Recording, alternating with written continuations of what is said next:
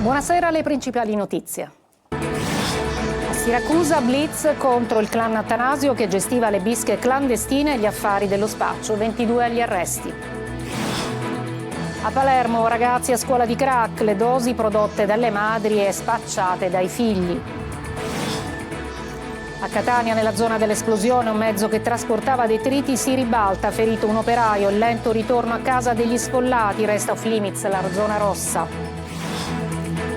Violenza sessuale a Palermo, condannato a 9 anni e mezzo il neuropsichiatra Marcello Grasso, accusato da 3 pazienti.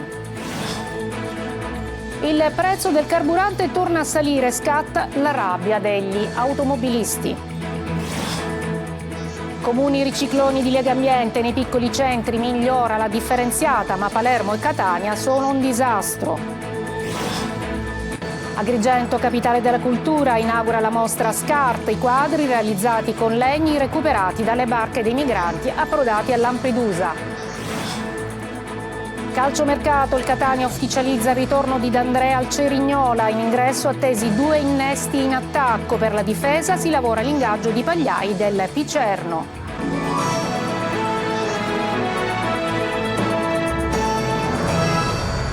Buonasera, eccoci dunque. Traffico di droga e bische clandestine. È stato duro il colpo al clan Attanasio a Siracusa, ci sono stati 22 arresti. Sentiamo Orazio Longo.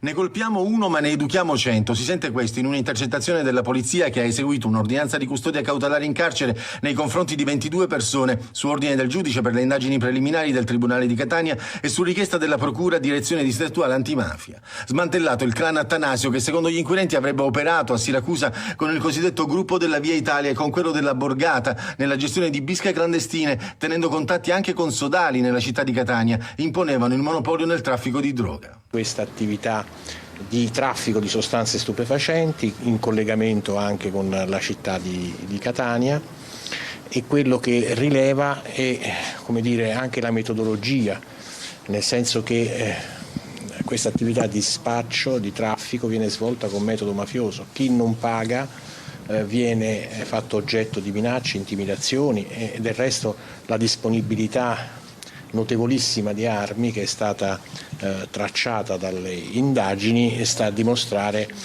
la pericolosità. Le indagini si sono avvalse anche delle dichiarazioni dei collaboratori di giustizia. Tra gli arrestati Giuseppe Guarino, 42 anni, ritenuto il reggente della cosca dopo la cattura di Alessio Attanasio, detenuto al 41 bis e che nel 2022, tornato in libertà per una settimana, aveva riorganizzato il clan, e 2 donne, tra cui la compagna del capoclan Anna Giustolisi, che svolgevano rispettivamente la prima, secondo gli indizi raccolti, ripeto, un ruolo di trade union fra il capo detenuto e il resto dell'organizzazione, e l'altra svolgeva un ruolo nella raccolta, diciamo così, dei proventi illeciti. L'organizzazione riusciva a smerciare a Siracusa oltre 3 kg di sostanze stupefacenti a settimana. Il denaro sarebbe servito per mantenere i detenuti in carcere, garantire l'assistenza dei familiari e pagare i cosiddetti stipendi. Sequestrate 7 pistole e ingenti quantitativi di droga. Ragazzi a scuola di crack, a Palermo c'è una nuova emergenza, molte mamme fanno spacciare i figli invece che farli andare a scuola. Marco Gullà. Da quando il crack è entrato nelle loro famiglie è entrato l'inferno, non dormono più la notte, sono sempre inquiete.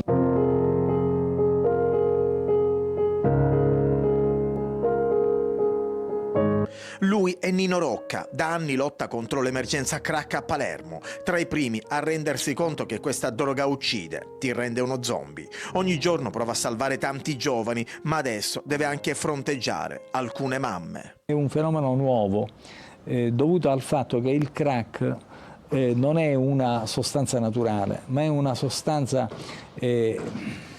seminaturale, nel senso semi-artificiale, nel senso che viene prodotta a casa e viene prodotta spesso dalle mamme nelle famiglie vicino agli ambiti mafiosi, e le mamme poi la fanno spacciare ai loro figli che non vanno più a scuola perché preferiscono la scuola dello spaccio alla scuola. Capo, centro storico, Borgo Vecchio, la droga che ti ossessiona ha ormai rotto ogni frontiera. 10-15 euro per una dose, il prezzo agevola il consumo anche tra i più giovanissimi. Questi ragazzini a 12 anni, 13 anni diventano non solo spacciatori, ma diventano anche assuntori.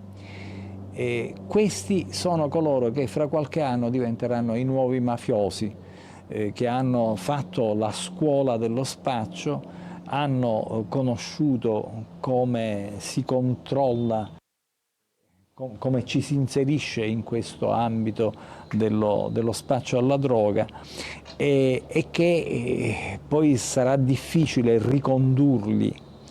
Adesso a Catania, mattinata di paura e tensione nella zona rossa, l'area interessata dalla fuga di gas e dal crollo di 2 palazzine. Un mezzo che trasportava detriti si ribalta, ferito un operaio.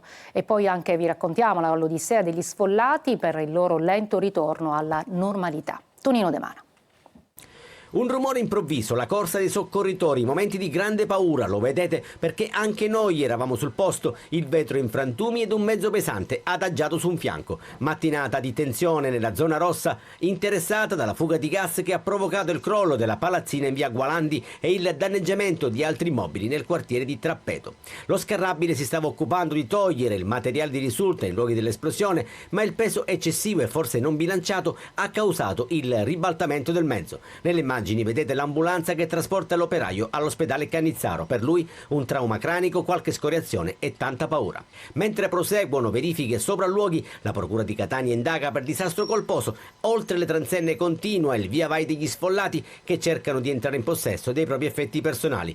Qualcuno si è allontanato per qualche ora, magari per riposare un po', altri hanno avuto il via libera per rientrare nelle abitazioni. A mia figlia che abita qua ancora aspetta la chiamata di ieri che l'hanno scritta per andare al villaggio turistico, ma non l'ha chiamato nessuno. Non possiamo rientrare ancora, ci hanno permesso di prendere delle cose urgenti. Elenchi che si aggiornano per un lento ritorno alla normalità. Questa copia è stata fissa nella fiancata di un mezzo dei vigili del fuoco, dove molti sperano di trovare qualche informazione utile. Delle oltre 1000, solo una ventina le utenze elettriche non ancora attivate. Per il gas invece bisognerà aspettare almeno 3-4 giorni. Per 15 famiglie censite, l'amministrazione comunale ha messo a disposizione alloggi in un residence cittadino. Rientro in struttura anche per gli anziani evacuati, tra questi nonna Francesca, 102 anni, felice di riabbracciare operatori e assistenti. Violenza sessuale, condannato a 9 anni e mezzo Marcello Grasso, il neuropsichiatra di Palermo, accusato da 3 pazienti. Manlio Viola. 9 anni e mezzo per violenza sessuale nei confronti di 3 donne. È la condanna pronunciata ai danni del noto neuropsichiatra palermitano Marcello Grasso, 74 anni, fratello dell'ex procuratore di Palermo e procuratore nazionale antimafia, nonché ex presidente del Senato Pietro Grasso. L'ha pronunciata a sorpresa il Tribunale di Palermo. I giudici hanno accolto ma ridimensionato la richiesta di condanna formulata dal sostituto procuratore Giorgia Righi, che aveva invitato la Corte a pronunciare una condanna a 12 anni e mezzo. Ma secondo i legali del medico Vincenzo Lorre e Fabrizio Biondo non ci sarebbe stata alcuna violenza sessuale, ma solo percorsi terapeutici condivisi. La difesa annuncia dunque che la sentenza di primo grado sarà impugnata in appello.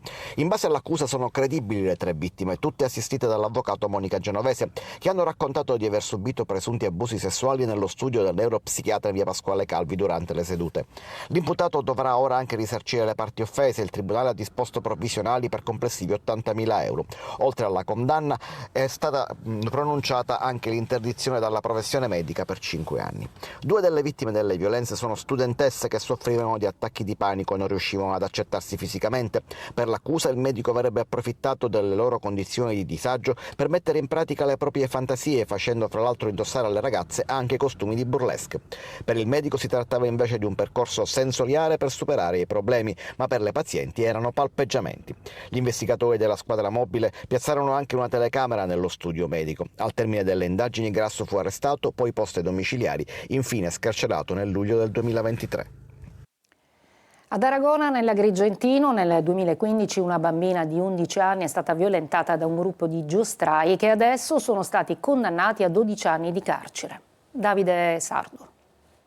È stata un'emozione fortissima, un misto di felicità, soddisfazione personale e ovviamente anche rammarico perché non sono potuta essere lì presente, ma soprattutto felicità nel vedere questa giustizia dopo tanti anni. Sono le parole di Luce, nome di fantasia, vittima di violenza sessuale a 11 anni di età durante i festeggiamenti per la Madonna di Fatima ad Aragona, in provincia di Agrigento, il 13 maggio del 2015. Dopo quasi 10 anni il Tribunale di Agrigento ha condannato a 12 anni di reclusione ciascuno 3 giostrai: Riccardo Fonte, 66 anni di Caltanissetta, e i rumeni Bogdan Petru Korkoz, 28, e Vasile Lucian Isache, 31 anni. Un quarto imputato, anche lui rumeno, Cosmin Babiuc Pavel, è irreperibile ed è stato annullato il relativo decreto che dispone il giudizio. La violenza si è consumata nei vicoli nei pressi di piazza Aldo Moro, a pochi passi dalla caserma dei Carabinieri. È successo che ho incontrato, vivendo nello stesso paese, chi aveva ferito profondamente nella dignità mia figlia e me come madre, e non è stato facile. Non è stato facile, però con la convinzione che comunque dovevamo arrivare alla verità, che sarebbe arrivato il giorno che comunque la verità sarebbe stata accertata. Il processo è stato turbolento, tra l'altro sono state ritirate in aula le testimonianze di 2 amiche della vittima. I giudici hanno però condiviso e accolto del tutto le tesi della procura, imponendo anche un risarcimento immediato di 80.000 euro come provvisionale. Difficile denunciare una violenza, così come è difficile viverla, però il mio consiglio è quello di lottare sempre, perché nella vita la felicità per la vita la si deve esigere, la si deve prendere con la forza.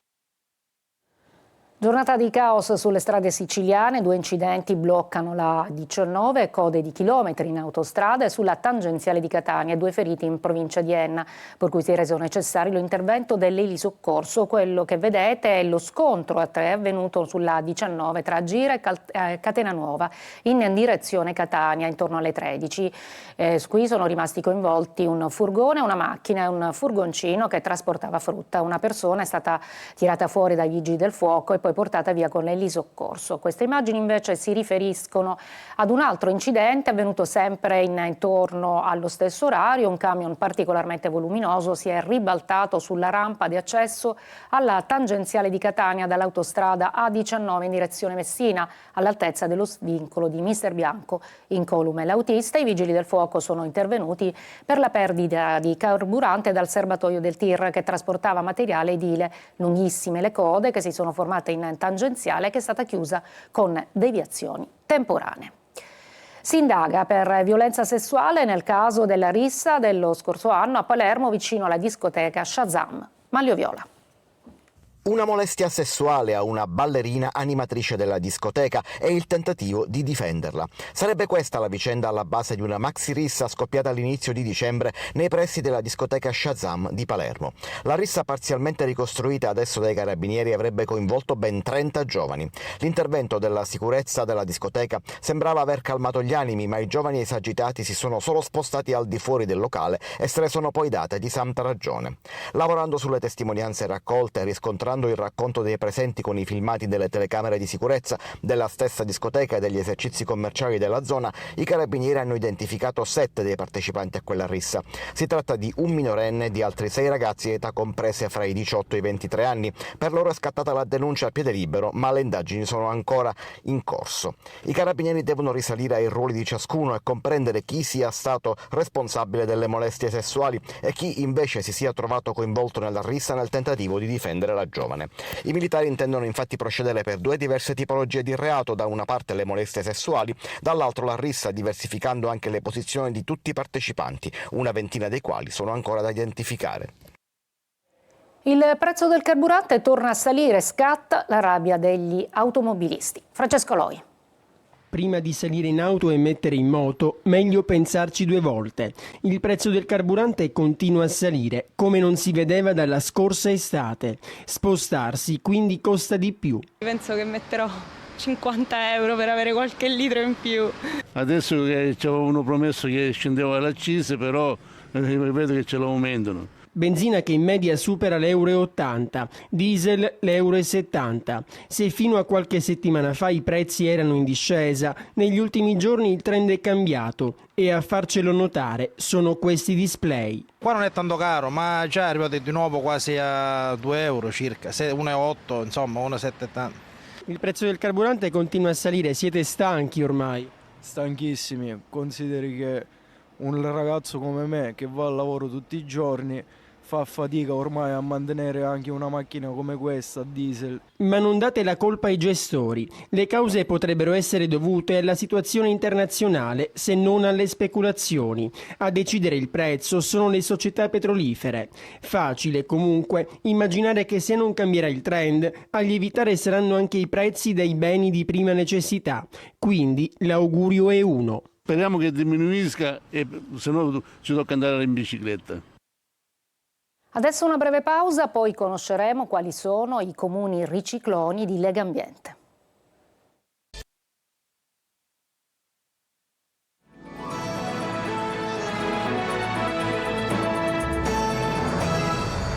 L'ultimo report di Legambiente sui comuni ricicloni segnala nei piccoli centri dove migliora la differenziata, invece restano sempre in situazioni veramente di crisi Catania e Palermo. Sentiamo Desiree Ferlito. Una Sicilia sempre più riciclona che di anno in anno, grazie all'impegno delle tante amministrazioni comunali e di milioni di cittadini siciliani, sta avviando un concreto cambiamento nella gestione del ciclo integrato dei rifiuti. Lo dimostra il numero delle realtà che a fine 2023 hanno superato il 65% di raccolta differenziata. Sono ben 303 su 391, cioè quasi l'80% dei comuni siciliani. Nella classifica dei comuni ricicloni stilata da Legambiente Sicilia svettano quest'anno Santa Cristina di Gela, comune rifiuti free assoluto con 16,6 kg e il 90,5%. E Mirto che con il 93,8% si conferma il comune con la migliore percentuale di raccolta differenziata. Cresce complessivamente la raccolta differenziata nella regione, che si attesta sopra il 55%, e diminuisce la produzione di rifiuti indifferenziati, poco meno di 950.000 tonnellate nel 2023. Non ancora nessun comune capoluogo di provincia figura quest'anno tra i comuni rifiuti free, con Ragusa che si conferma comunque il più virtuoso per la percentuale di raccolta differenziata, raggiungendo il 70,8%. Continuano invece a segnare il passo Palermo e Catania, rispettivamente al 16,5% e al 36%, che con la loro produzione di rifiuti indifferenziati rimangono i principali responsabili della crisi delle discariche. Agrigento, capitale della cultura, è visitabile fino al 2 marzo la mostra SCART, l'arte del riuso, in mostra quadri realizzati con legni recuperati dalle barche dei migranti approdati a Lampedusa. Davide Sardo. La cultura incontra la sostenibilità nella mostra SCART, il lato bello e utile del rifiuto, parte del programma Agrigento 2025, capitale italiana della cultura. L'esposizione, visitabile fino al 2 marzo tra il Teatro Pirandello e la Cappella di Santa Sofia, propone statue e quadri realizzati con materiali di scarto, cinture di sicurezza, componenti di PC e persino legni recuperati dalle barche utilizzate dai migranti e abbandonati a Lampedusa. Negli scarti si ritrovano peraltro, ho visto pezzi di bambole, scarpette di bambini piccoli, e questo a maggior ragione ti tocca, perché al di là di tutto, insomma, su quelle barche ci viaggiano persone umane, al di là di quelle che possono essere le ideologie politiche. Di fronte a queste cose non si può far finta di nulla, ed è bello, insomma, che questo è stato trasformato in un'opera d'arte. Tra le opere spiccano il Tempio della Concordia, simbolo della città, e il ritratto del Presidente della Repubblica Sergio Mattarella, entrambi creati senza pennelli ma con materiali riciclati. Queste opere raccontano esattamente quello che è possibile fare con la materia, cioè realizzare delle nuove opere, dargli un volto, un nome. Io li ho invitati a portare a Roma questa mostra perché io credo che è importante, oltre che essere qui, far conoscere Agrigento e anche la Sicilia meglio. SCART promuove il recupero creativo dei rifiuti trasformandoli in arte. Grazie alla collaborazione con l'azienda agrigentina SEAP, l'iniziativa sottolinea l'importanza di una cultura che unisce espressione artistica e rispetto per l'ambiente.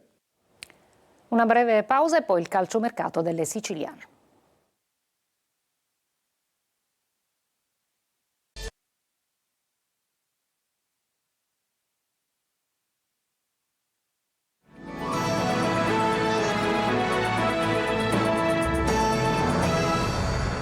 Eccoci al calcio, Palermo che deve ancora attendere qualche giorno prima di abbracciare l'attaccante finlandese Pohjanpalo. Il Venezia, prima di cederlo, deve prima trovare il sostituto. Intanto domenica Rosanero a Reggio Emilia. Marco Gullà. La trattativa è virtualmente chiusa, ma per la fumata bianca il Palermo deve attendere che il Venezia trovi il sostituto. L'arrivo in rosanero di Pohjanpalo è in stand-by. Il calciatore ha detto sì, il club rosanero ha anche trovato l'accordo con il Venezia, che però fino a quando non avrà trovato un nuovo attaccante non potrà cedere il finlandese. I tifosi del Palermo sono in attesa, ma dovranno ovviamente aspettare fino alla prossima settimana, dopo il match che il Venezia giocherà lunedì contro il Verona. Palermo che è alla ricerca anche di un difensore piace sempre più Magnani del Verona, ma anche qui la trattativa sarà probabilmente chiusa nella prossima settimana. Intanto rosanero che lavorano in vista del match di domenica a Reggio Emilia contro la Reggiana. La formazione di Dionisi va alla ricerca del tris di vittorie consecutive. Pochi dubbi, si vuole dare continuità agli 11 titolari in attesa dei nuovi arrivi. In attacco l'Edo Aron sta trovando continuità in zona gol, partirà titolare. Al suo fianco dovrebbe agire ancora Brunori, anche il modulo non cambierà, confermato il 3-5-2. Io sono soddisfatto dell'atteggiamento che ho trovato e non credo che dobbiamo andare a cercare risorse esterne, perché dentro abbiamo già le risorse. Poi, come dicevi tu, c'è un mercato che non spetta a me, così anticipo qualche successiva domanda, non spetta a me farlo, non spetta a me dare delle risposte, a me spetta allenare la squadra e cercare di farlo nel miglior modo possibile. Ufficializzato il ritorno di D'Andrea al Cerignola, ora il Catania accelera per 2 innesti in attacco. In difesa si lavora per l'ingaggio di Pagliai dal Picerno. Francesco Triolo. Il Catania fa spazio per i colpi in entrata che dovranno arrivare. Ufficiale il ritorno di Filippo D'Andrea al Cerignola. La formula è quella del prestito con obbligo di acquisto al verificarsi di determinate condizioni.